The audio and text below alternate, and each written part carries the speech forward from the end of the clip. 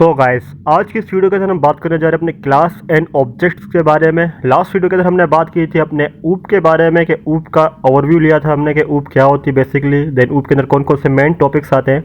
तो उस वीडियो का लिंक मैंने डिस्क्रिप्शन में प्रोवाइड किया हुआ है, आप वहाँ से जाकर उस वीडियो को वॉच कर सकते हैं। तो शुरू करते हैं अपनी आज की वीडियो।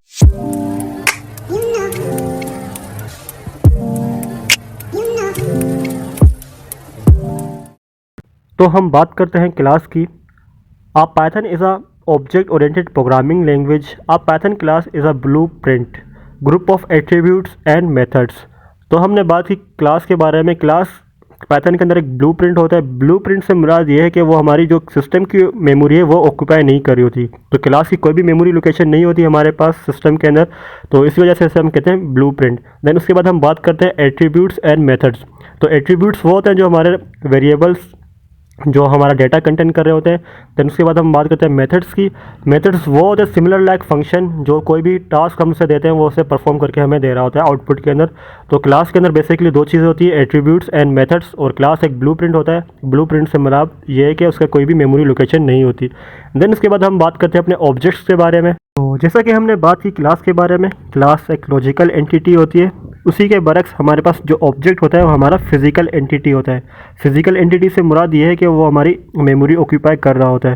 देन उसके बाद हम बात करते हैं each object of class has distinct role and responsibility. जो हम अपनी क्लास का ऑब्जेक्ट क्रिएट करते हैं, कि हम मल्टीपल ऑब्जेक्ट क्रिएट कर सकते हैं एक ही क्लास का, तो हर एक ऑब्जेक्ट का अलग अलग काम होगा, उसकी अलग अलग रिस्पॉन्सिबिलिटी होगी। देन हमारे पास जो ऑब्जेक्ट होगा वो फर्दर जिस तरह हम जितने ऑब्जेक्ट क्रिएट करेंगे उसी हिसाब से वो मेमोरी भी ऑक्यूपाई कर रहे होंगे अपनी अपनी। तो ये तो हो गया ऑब्जेक्ट के बारे में। अब हम बात करते हैं कि हम किस तरह क्लास को क्रिएट कर सकते हैं और किस तरह हम ऑब्जेक्ट क्रिएट कर सकते हैं। देन उसके बाद हम प्रैक्टिकल एग्जांपल भी कर रहे होंगे। क्लास को क्रिएट करने के लिए हमारे पास क्लास कीवर्ड होता है। देन हम क्लास कीवर्ड का यूज़ करते हैं। देन उसके बाद क्लास का नाम और उसके बाद पैरेंथेसिस। देन उसके बाद हम बात करते हैं हम किस तरह ऑब्जेक्ट क्रिएट कर सकते हैं। तो ऑब्जेक्ट क्रिएट करने के लिए सबसे पहले हम अपने ऑब्जेक्ट का नाम लेते हैं। देन उसके बाद इज इक्वल्स टू, देन उसके बाद क्लास का नाम और राउंड ब्रैकेट, देन पैरेंथेसिस। तो ये मैंने आप सामने मेंशन भी किया हुआ है। और अब चलते हैं प्रैक्टिकल की तरफ। यहाँ पर मैंने अपनी पाइथन की IDLE ओपन कर लिए और उसके अंदर मैं यहाँ पे क्लास क्रिएट कर देता हूँ क्लास कीवर्ड का यूज़ करते हुए। तो क्लास ए के नाम से मैंने क्लास क्रिएट कर दिए और उसके अंदर मैं एक वेरिएबल ले लेता हूँ x। देन उसके अंदर वैल्यू स्टोर करवा देता हूँ 10। देन सिंपल मैं अपने x को प्रिंट कर दूँगा और इस फाइल को रन करता हूँ, देखते हैं हमारे पास आउटपुट क्या आता है। तो रन फाइल किया मैंने यहाँ पर, तो हमारे पास आउटपुट आ गया 10। देन अब इसे मैं करता हूँ क्लास का ऑब्जेक्ट क्रिएट करता हूँ। देन दोबारा से इसे मैं रन करूँगा। तो यहाँ पर मैं क्लास का ऑब्जेक्ट क्रिएट कर देता हूँ। ऑब्जेक्ट बनाने के लिए हम लेते हैं अपना ऑब्जेक्ट का नाम, then is equals to, then class का नाम। तो ऑब्जेक्ट का नाम मैं OBJ रख रहा हूँ। Then is equals to, then class A, उसके बाद राउंड ब्रैकेट। तो इस फाइल को दोबारा से मैं रन करता हूँ। तो अगेन हमारे पास सेम आउटपुट आया। तो आप ये सोच रहे होंगे कि हमारे पास क्लास का ऑब्जेक्ट किए बगैर भी जब सेम आउटपुट आ रहा है और क्लास का ऑब्जेक्ट करने के बाद भी वही सेम आउटपुट आ रहा है, तो हम क्लास का ऑब्जेक्ट क्यों कर रहे होते हैं। तो इसका आंसर ये है कि हमारे जो कंपाइलर होता है वो बाय डिफ़ॉल्ट जब भी हम क्लास का कॉन्सेप्ट यूज़ कर रहे होते हैं अपने प्रोग्राम के अंदर, तो बाय डिफ़ॉल्ट एक कंस्ट्रक्टर क्रिएट कर रहा होता है जो हमसे हाइड होता है। तो उसको देखने के लिए कि हमारा जो कंपाइलर है वो कंस्ट्रक्टर क्रिएट कर रहा है या नहीं, क्योंकि कंस्ट्रक्टर हमारा आने वाला टॉपिक होगा, नेक्स्ट वीडियो के हम डिस्कस करेंगे, लेकिन उसका थोड़ा सा हम ओवरव्यू ले लेते हैं।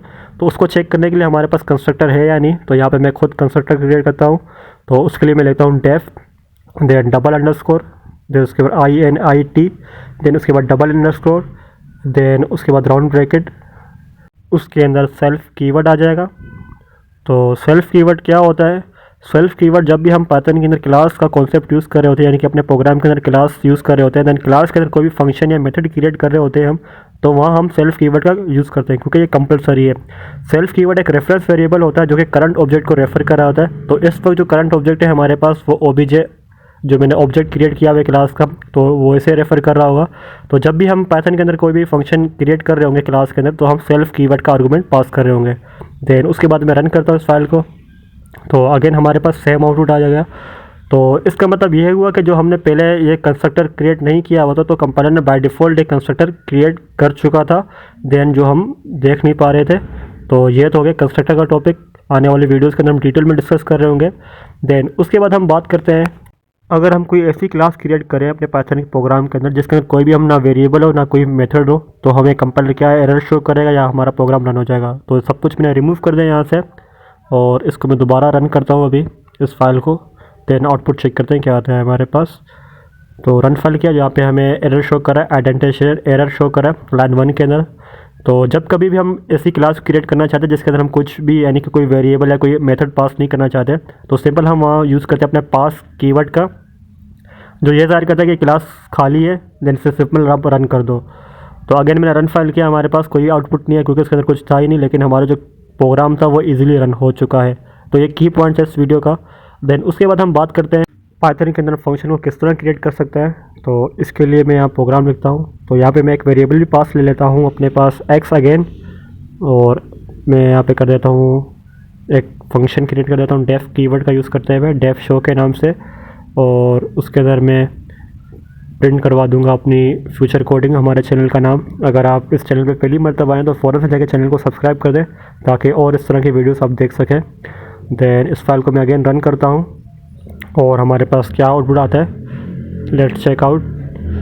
तो ये हमारा फंक्शन क्रिएट हो चुका है। देन रन फाइल किया मैंने यहाँ पर, तो हमारे पास कुछ आउटपुट नहीं आया। ये क्या हुआ, ये तो समस्या है बाबा। तो शायद कुछ गड़बड़ कर दी मैंने। तो यहाँ पे मैंने कोई प्रिंट स्टेटमेंट ही नहीं लिखी हुई। तो ऑब्जेक्ट ने तो सही काम किया हमारा जो क्लास का ऑब्जेक्ट था, लेकिन जो मैंने यहाँ पे एक्स को प्रिंट नहीं किया हुआ, तो वो एक मसला हो गया। देन मैंने अपने फंक्शन का कॉल नहीं किया हुआ। तो फंक्शन का कॉल करने के लिए अगर हम अपने ऑब्जेक्ट का यूज़ करते हैं, तो ऑब्जेक्ट से मैं अपने फंक्शन को कॉल करूँगा तो obj.show फंक्शन का नाम, और यहाँ पे मिलेगा तो प्रिंट एक्स को।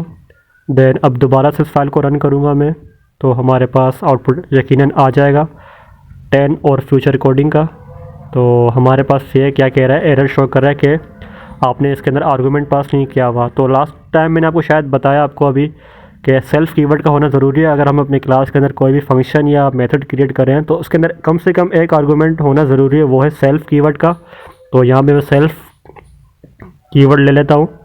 देन दोबारा से इस फाइल को मैं रन करूँगा, तो हमारे पास अब की बार सही आउटपुट आ जाएगा 10 और फ्यूचर कोडिंग।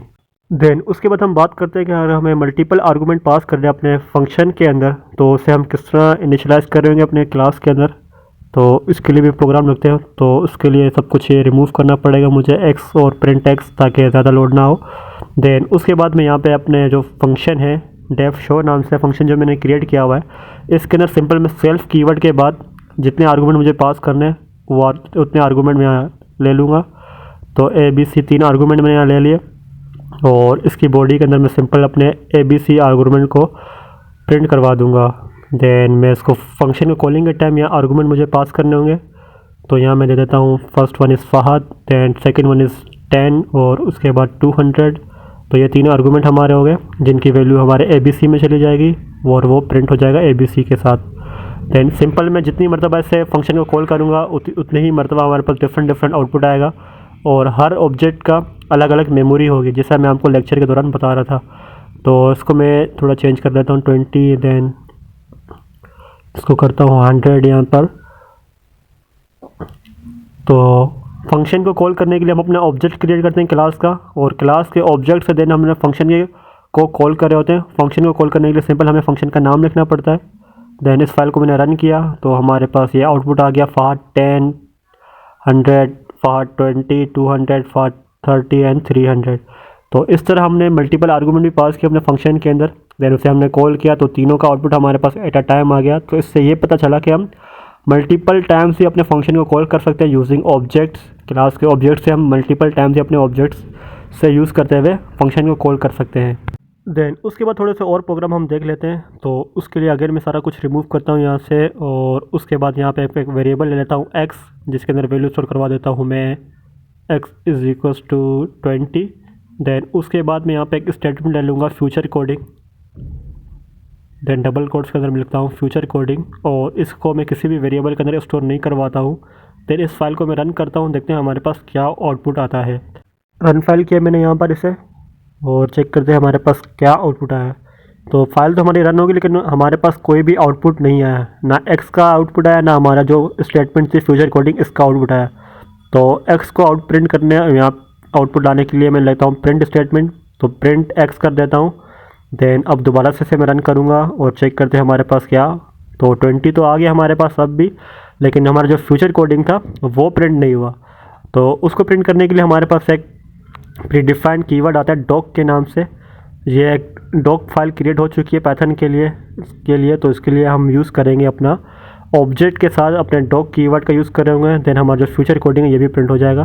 तो यहाँ मैं लिखता हूँ अपने ऑब्जेक्ट प्रिंट, देन हमारी क्लास का जो ऑब्जेक्ट है इसका यूज़ करूँगा। देन उसके बाद डॉट, देन डबल अंडरस्कोर, उसके बाद डॉक कीवर्ड जो हमारा है doc, then again double underscore, और उसके बाद इस फाइल को मैं करता हूँ रन।